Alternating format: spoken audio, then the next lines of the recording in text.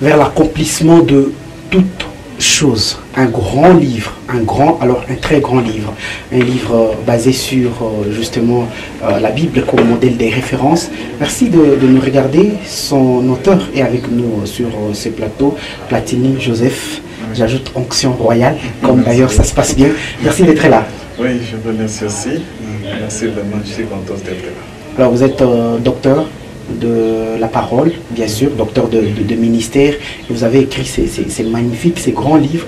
Un livre à la fois révélateur, un livre qui fait des fortes et des grandes déclarations vers l'accomplissement de toutes choses.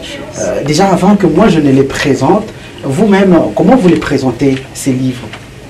Ces livres, c'est un livre qui traite sur les signes du temps de la fin. Dans le sens que quand Dieu a créé le monde, il avait tout prévu en avance. Même la fin pour toutes choses. Le Seigneur Jésus dit d'ailleurs dans Marc que soyez contents parce que je vous ai tout annoncé d'avance. Alors, dans la Bible, Dieu nous a tout annoncé d'avance. Nous, comme étant des chrétiens, on ne peut pas être surpris par tout ce que le monde est en train de présenter parce que la Bible avait déjà parlé de tout. Le temps de la fin. Oui. Ça signifie quoi? D'ailleurs, généralement, c'est moins enseigné dans les églises. On enseigne la bénédiction, on enseigne du moins la sanctification, le temps de la fin, et surtout quand c'est l'Apocalypse, vous le dites dans les livres, beaucoup de chrétiens ont peur d'aller lire l'Apocalypse, vous les encouragez, et ça signifie quoi, ce temps de la fin? Le temps de la fin, c'est, moi j'appelle aussi bienheureuse espérance pour les chrétiens. Moi, nous appelons le temps de la fin, c'est la fin du monde. Le monde, le système mondial. Le temps de la fin, ce n'est pas la fin du temps, ce n'est la fin du monde, ce n'est pas la fin de la terre. Ouais. Alors c'est la fin du système mondial, orchestré par le diable et tout ce que nous sommes en train de vivre aujourd'hui. Maintenant, Jésus-Christ viendra mettre fin à toutes ces choses-là pour commencer une ère, les temps nouveaux. Donc c'est pas cette terre qui passe et puis les cieux qui passent, non. Pour une nouvelle terre et un nouveau cieux. La terre passera, mais ce n'est pas ces moments-là. Mais c'est le monde qui est en train de passer. Oui, quand on voit toutes ces choses-là, donc nous sommes à la fin du temps lié au monde. Oui, comprenez, quand je parle du monde, je parle du système. Oui, c'est dans ce sens-là. Et votre appui, c'est la Bible à travers le livre de Daniel et l'Apocalypse. Oui, nous sommes appuyés sur beaucoup plus les livres de Daniel et les livres de l'Apocalypse. Et bien sûr, il y a d'autres références dans d'autres livres de la Bible. Et les choix de ces deux livres de la Bible, y compris Ézéchiel, à un moment donné, quand je parcourais, j'ai vu aussi certaines écritures qui faisaient référence au livre d'Ézéchiel. C'est pourquoi le choix de ces 2-3 livres et d'autres, comme vous avez dit? Bon, c'est parce que les livres de Daniel et aussi les livres de l'Apocalypse, ce sont les deux prophètes. Bon, vous comprenez quand je parle des prophètes, que Dieu a parlé avec précision des choses qui concernent les temps de la fin. D'autres prophètes, Dieu les révélait. Mais quand vous lisez Daniel, Dieu a révélé avec précision la fin du temps. Et Jean aussi, parce que Jean d'ailleurs, il dit que je fus ravi en esprit au jour du Seigneur. Quand vous lisez Apocalypse chapitre 1er, je parle le verset 9. Oui. Donc quand on parle déjà du jour du Seigneur, là on voit le temps de la fin. Oui. C'est pourquoi je me suis basé beaucoup plus sur ces deux livres-là. Et on dit souvent, quand on lit les livres de Daniel, on dit que pour certains, c'est de l'Ancien Testament, c'est déjà passé. Vous soutenez quelle affirmation? Que ce sont des prophéties qui ne se sont jamais accomplies et qui doivent s'accomplir? La plupart de ces prophéties ne sont pas encore accomplies. Ça va s'accomplir au temps de la fin. Et d'ailleurs, l'ange, quand Daniel était curieux, parce qu'il voulait savoir quelle serait la fin de ces choses. Mais l'ange a dit à Daniel, toi tu vas aller en enfer. Mais ce sont les gens du temps de la fin qui vont connaître ces choses. Oui, donc ce n'est pas un livre passé, c'est un livre très prophétique et nous sommes en train de vivre sa réalisation. Et parce que vous avez fait allusion au livre de Daniel et au livre d'Apocalypse, quels sont les points de rencontre entre ces livres? En d'autres termes, le parallélisme, donc le point de convergence et des divergences en ce qui concerne les temps de la fin ou votre livre vers l'accomplissement de toutes choses. Oui, D'abord, les livres, eux tous, ont les mêmes thèmes, ouais, mais qui parlent du temps de la fin, des visions du temps de la fin entre les bêtes, les mêmes choses, déjà aussi la vie, certains anges, déjà aussi les avis. Certains anges qui ont apparu à Daniel, ils ont apparu aussi à Jean, et aussi les temps, quand on parlait des 42 mois, un temps, 2 temps et la moitié d'un temps, vous allez voir qu'il y a beaucoup plus une forte relation entre les livres de Daniel et les livres de l'Apocalypse. En termes des anges qui ont apparu. Oui, il y a un ange qui est apparu à Daniel. Il s'appelle... bon, on n'a pas mentionné ça. Ouais, Daniel a dit que cet ange lui est apparu qui mettait sa main dans la mer et l'autre sur le sable. Et puis, le dollar a mis les rouleaux. Il a dit que la fin de ces jours va s'accomplir un temps, des tailles de la moitié du temps. Et quand vous rentrez aussi à Jean, le même ange-là, Jean l'a vu. Qu'il a parlé aussi, ça sera pour un temps, des temps et la moitié d'un temps.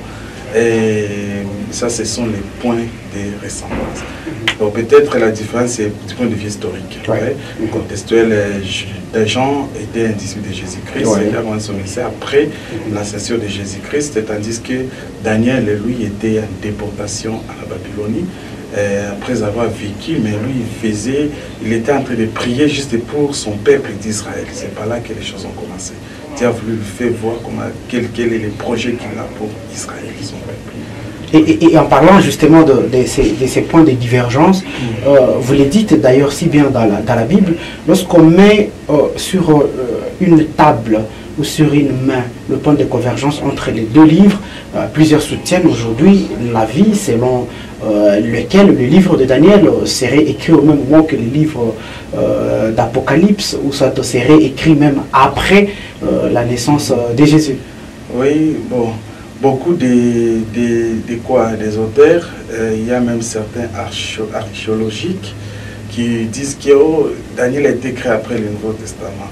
Pourquoi? Parce qu'ils ont évidemment la précision de l'accomplissement de la prophétie. Quand il parle de Titus et autres, les choses sont vraiment accomplies exactement. Sinon, moi j'ai toujours dit aux gens, non, Daniel c'est un livre qui est écrit en l'Ancien Testament. C'est juste que Daniel c'était un prophète. Ouais. Et Dieu qui est le maître des temps et des circonstances connaît la fin de toutes choses avant son commencement. Et c'est dans son plan là qu'il a révélé à Daniel. Quand vous vous référez d'ailleurs dans Daniel chapitre 9, quand Daniel était en train de prier, quand il a reçu la vision des 70 semaines de Daniel, l'ange a dit que Daniel, je suis venu maintenant pour t'ouvrir l'intelligence. Quand tu as commencé à prier, la parole était sortie et je viens pour te l'annoncer car tu es un bien-aimé. C'est par là qu'il dit que 70 semaines ont été fixées sur ton peuple et sur ta ville sainte. Il a même défini, il dit c'est pour faire cesser les transgressions, mettre fin au péché, pour expier l'iniquité et amener la justice éternelle. L'ange a fait voir aux gens qu'à la fin des 70 semaines de Daniel, donc toute chose sera accomplie. Il y aura la justice éternelle sur la terre. Vous comprenez? Quand on parle de la justice éternelle, on fait référence directement au royaume de Dieu. Donc le royaume de Dieu sera sur la terre, comme le Seigneur Jésus a dit que ton règne vienne sur la terre. Alors, c'est par là que l'ange Gabriel, c'est Daniel chapitre 9, le verset 20, 21, tout ça. L'ange Gabriel a décrit à Jean avec toute précision, à Daniel, avec toute précision. Il a fait voir que, sache-le, comprend que depuis le moment que Jérusalem a été rebâti, jusqu'à loin, là, il part même il touche même le Seigneur Jésus-Christ.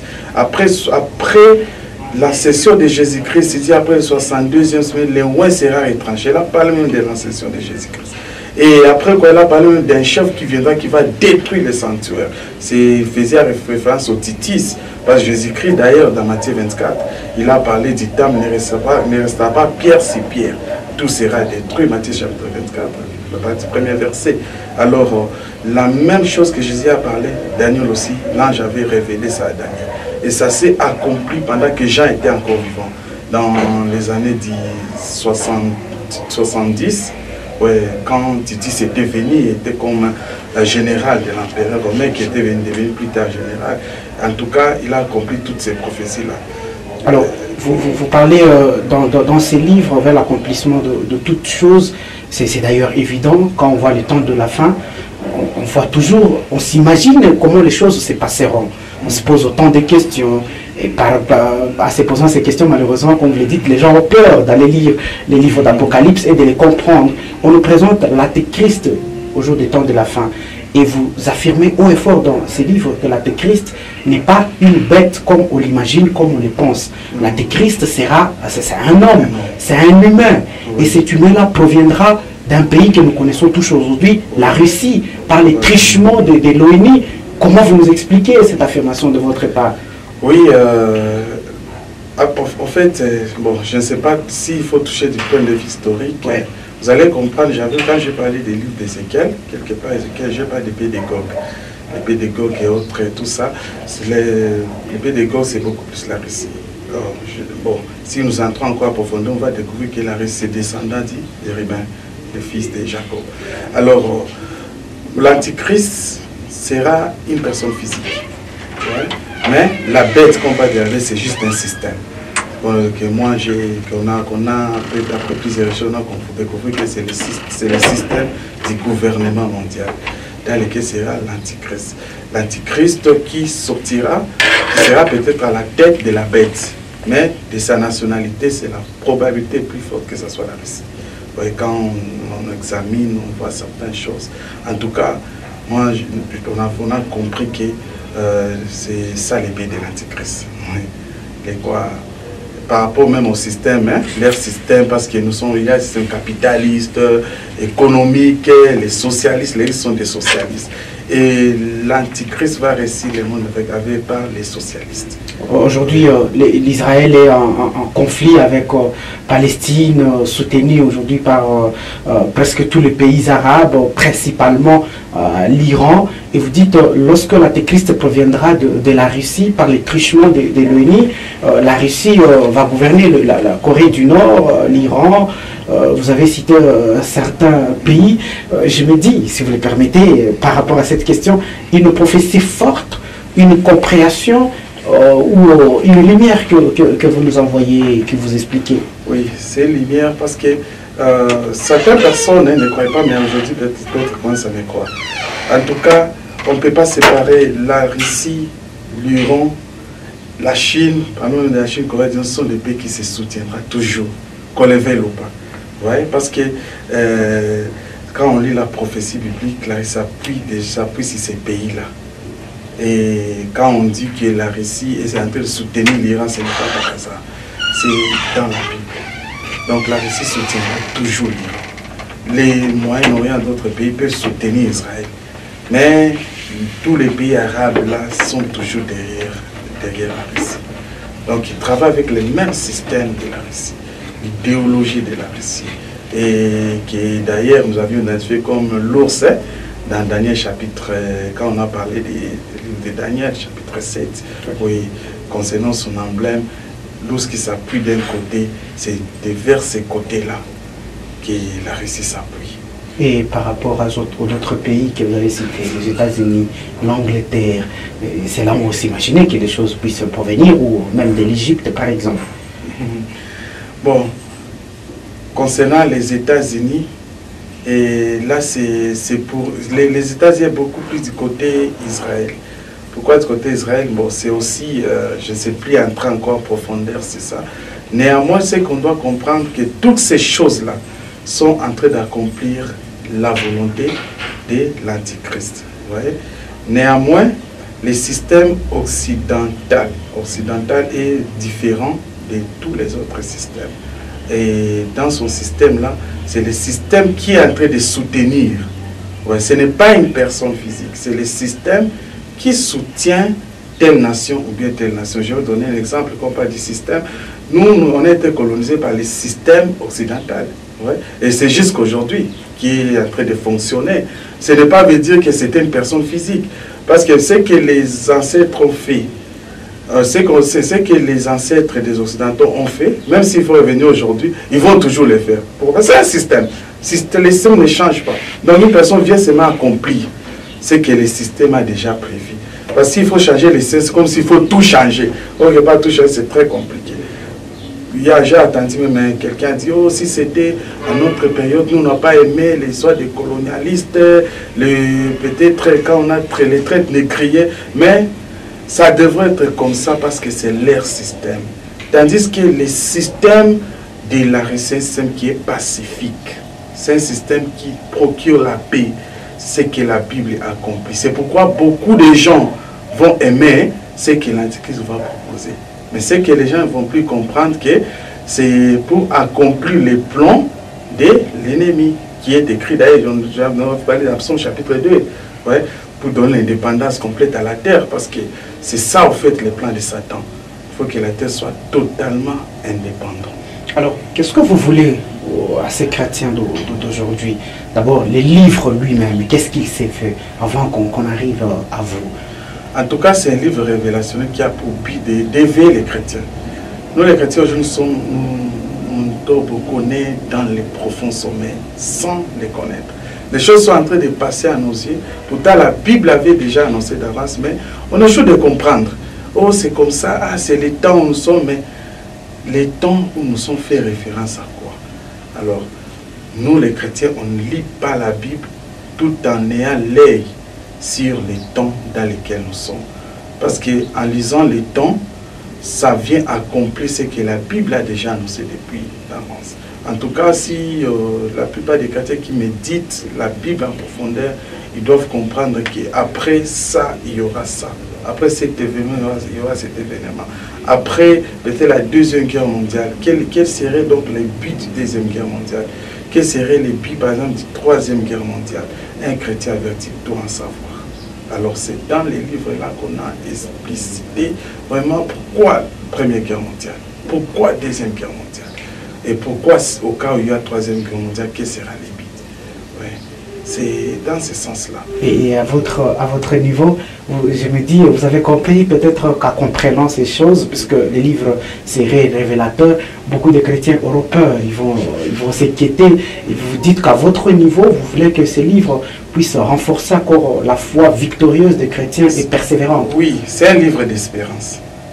C'est un livre d'espérance qui nous fait voir que nous nous approchons à notre bienheureuse espérance. Parce que bienheureuse espérance que tous les chrétiens attendent, c'est le retour de notre Seigneur Jésus-Christ. D'abord l'enlèvement de l'Église, après le retour de notre Seigneur Jésus-Christ. C'est ce que nous attendons. Quand on lit ces livres-là, en tout cas, ça nous fait voir que le temps est proche. Enfin, pour nous les chrétiens, d'être complètement avec notre Seigneur Jésus-Christ. En tout cas, c'est ça le but principal de ces livres-là. Et aussi, c'est d'affermir la foi des chrétiens. Quand vous lisez, vous allez voir qu'on est en train de mettre l'accent. Pourquoi? Parce qu'aujourd'hui, on a du mal à définir la foi telle que la Bible dit. Ouais? Parce que la foi, c'est une valeur chrétienne que nous sommes en train de perdre aujourd'hui. Par exemple, les valeurs de la loyauté, les valeurs d'Agadon, les coutumes de chez nous, qui est le royaume de Dieu. Donc, vous allez voir que dans chaque royaume, chaque pays a des valeurs qui protègent. Nous, notre valeur, c'est la foi. La valeur du pays, c'est celle dont tout citoyen du pays est prêt à mourir. C'est pourquoi vous allez voir que les disciples étaient prêts à mourir pour de garder la foi. Même l'apôtre Paul a dit que j'ai combattu un bon combat, j'ai achevé la course, mais j'ai gardé la foi. Parce que celui qui perd la foi, il perd son identité. Et les combats de chrétiens, c'est seulement le combat de la foi. Tout ce que le diable fait, il cherche à nous arracher la foi. Jésus dit dans Apocalypse chapitre 2, il dit garde ce que tu as, afin que personne ne prenne ta couronne. Ce que Jésus nous recommande de garder, c'est la foi, qui est une valeur précieuse dans le royaume de Dieu. Oui, en tout cas, c'est le livre-là, il a pour objet d'affermir la foi des chrétiens. Alors, comme vous l'aviez dit sur le plan historique, les livres, il est beaucoup plus révélateur. Nous avons parlé ici de la Russie, par exemple. Vous avez fait mention de la Chine, de l'Iran, de Corée, Angleterre, États-Unis. Oui. Sur le plan historique, vous expliquez comment est-ce que ces pays-là pourraient contribuer, ou d'ailleurs doivent contribuer, ou sont en train déjà de contribuer par rapport à l'événement du temps de la fin. Oui. Et vous dites que l'Apocalypse, quand nous l'appelons, voyons d'abord l'évélation avant de voir la fin des choses. Et ces livres vers l'accomplissement de toutes choses, s'inscrit-il sur la lignée du livre de Daniel, d'Ézéchiel, d'Apocalypse, ou alors il n'a pas un avenir radieux au vu de tout ce qu'il exploite, il pourrait être vite rejeté, vite brûlé, vite oublié? Bon, en tout cas, moi, on priait que ces livres puissent nous aider dans notre génération et la génération à venir. S'il faut situer ça dans le contexte de Daniel, Ézéchiel et autres, ce sont des livres qui sont dans la Bible. Il y a d'autres personnes qui ont parlé sur la foi, qui ont parlé sur beaucoup de choses, mais on n'a pas inséré ces livres-là dans la Bible. Mais ce qui est important pour nous est que ces livres-là soient gardés, soient lire et relire, afin que les gens comprennent ce qui attend l'humanité. Ce qui attend l'humanité. Ouais, c'est ça notre plus grand souci. Pour certains qui ont lu d'ailleurs ces livres, qui l'ont acheté, quelles sont les pressions que vous avez subies par rapport au contenu que vous avez exploité dans ces livres? Bon, il y a certaines personnes qui m'ont appelé pour me demander des explications. Expliquez-moi un peu ici. Par exemple, Apocalypse chapitre 12, la femme et les dragons. Comment ça? Toi, tu dis ça comment? Alors, avec la parole de Dieu, la Bible, je les ai expliqués. Ils ont dit, wow, comment tu as su ces choses? J'ai dit, non, c'est en méditant, en faisant des recherches, et tout ça. Mais il y en a d'autres personnes qui ont rejeté. Ouais. Mais juste après, une année, 2 ans, il y a une dame qui se trouve en France, elle est chercheure, et elle a entendu parler de cet ouvrage-là, je l'ai envoyé. Quand il a les gens, je rejette, c'est ton livre ici, c'est un peu bizarre. Il a seulement pris quelques chapitres, mais juste après, le temps, quand il a vu l'état du coronavirus et autres, tout ça, c'est pas là qu'il m'a appelé. Il dit non, j'ai approfondi, en tout cas, tu as raison. Peut-être nous aussi, nous, parce que c'est un théologien. Il y a des choses qu'on ignorait, mais quand même, toi, tu as un peu de lumière, c'est ça. Oui, c'est un peu ça. Quelles sont donc les critiques positives et négatives jusqu'ici? Les critiques positives, c'est un peu ça, mais il y a aussi d'autres personnes qui ont critiqué négativement, ils ont tout à fait rejeté. Moi, je ne peux pas lire ces livres. Je ne peux pas lire. D'ailleurs, l'Apocalypse, moi, je ne lis pas tout ça, mais il n'a pas eu le temps de me parler, comme me contredire, me poser certaines questions. Il y a d'autres qui ont rejeté directement. On va prendre votre résumé par rapport à votre livre, parce que nous sommes en train de chuter avec cette émission. Oui. Bon, c'est un livre qui a des parties. La première partie, c'est les bêtes dans le livre de Daniel. Deuxième partie, les bêtes dans les livres de l'Apocalypse. Nous, on a parlé des bêtes comme les systèmes mondiaux, comme les pays, les nations, telles que la Bible est en train de décrire. Alors là, nous avions interprété certains bêtes qui montent de la terre, de la mer, tels que dans le chapitre 7, on parle des lions, de l'ours, du léopard et du bête. Et puis Apocalypse vient aussi parler en profondeur dans Apocalypse chapitre 13. Il parle de la bête qui monte de la mer, ainsi que la bête qui monte de la terre. Et la bête que Daniel a vue, la dernière bête là, c'est ça la première bête que Jean a vue dans Apocalypse chapitre 13 et Apocalypse chapitre 17. Mais dans Apocalypse chapitre 17, cette fois-ci, il a vu une bête, une femme assise sur une bête. Et nous avions dit, cette femme, c'est l'humain des systèmes religieux, tandis que la bête, c'est le système du gouvernement mondial. Parce que les religieux travaillent toujours avec les politiciens. Alors, on a essayé d'expliquer toutes ces choses-là. Mais ce qui est encore un peu plus merveilleux, c'est dans Apocalypse chapitre 12, qui suscite beaucoup de questions, beaucoup de curiosités, quand on parle de la femme et les dragons. On fait voir ces gens qui disent j'ai vu un signe dans le ciel, une femme enveloppée du soleil, la lune sur ses pieds et une couronne de 12 étoiles sur sa tête. Elle était enceinte, donc la femme était enceinte et elle criait dans la douleur de l'enfantement. Quand elle enfantait un fils, on fait voir que ce fils-là, c'est celui qui doit paître toutes les nations avec une verge de fer. Mais on dit son enfant fut enlevé vers Dieu et vers son trône. Et puis, on fait voir qu'il y a guerre dans le ciel. La guerre entre Michael et ses anges combattirent contre les dragons. Et les dragons, ces anges combattirent. Mais on dit que les dragons n'ont pas été les plus forts, ils furent précipités sur la terre. Et je peux parler un peu sur ça. Pourquoi? Parce que beaucoup de personnes m'ont posé la question. Ils voulaient découvrir qui est la femme, qui est l'enfant. Par exemple, quand ces événements-là vont se passer. Donc, en résumé, je voulais simplement dire que l'enfant d'abord, en les lisant, on comprend que c'est le Seigneur Jésus-Christ, le Messie que Dieu avait déjà prévu pour paître les nations avec une verge de fer. Psaume chapitre 2, on parle du Messie que Dieu a donné l'autorité au Messie. Ouais? Et nous avions expliqué aussi la femme comme étant la nation d'Israël, nation dans laquelle le Messie était sorti. Et aussi les dragons, comme le pense celui, les diables qui attendaient vraiment d'annuler l'avènement de notre Seigneur Jésus-Christ. Mais le jour de l'Ascension, Dieu l'a levé pour s'asseoir à sa droite. Et juste après l'enlèvement de l'Église, maintenant qu'il y aura cette guerre qui n'aura pas lieu dans le ciel, là où il y a le trône de Dieu. C'est là que nous faisons un peu de confusion. La guerre sera lieu dans les lieux célestes. À Éphésiens chapitre 6, le verset 11 dit que nous n'avons pas lutté contre la chair et le sang, mais contre les principautés, les dominations, les autorités qui sont dans les lieux célestes. Là où ils ont barré la prière de Daniel. Alors c'est là où il y aura la guerre. Ce ne sera pas la guerre dans le ciel, là où il y a le trône de Dieu. Non. Merci beaucoup, Platini Joseph. Les livres, on peut les retrouver à combien et où, rapidement? Bon, les livres c'est à $20. Et à retrouver? Il y a dans certaines librairies, que, bon, je n'ai plus les noms, il y a autant de livres, mais je peux laisser les contacts. D'accord.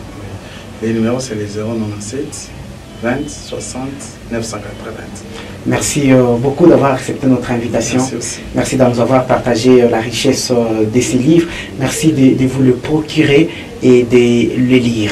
Joseph Platini, l'Onction Royale, était donc notre invité pour nous parler de son livre. Merci et au revoir. Vous pouvez retrouver l'émission sur Arc-en-Ciel RTV officiel, Facebook et YouTube.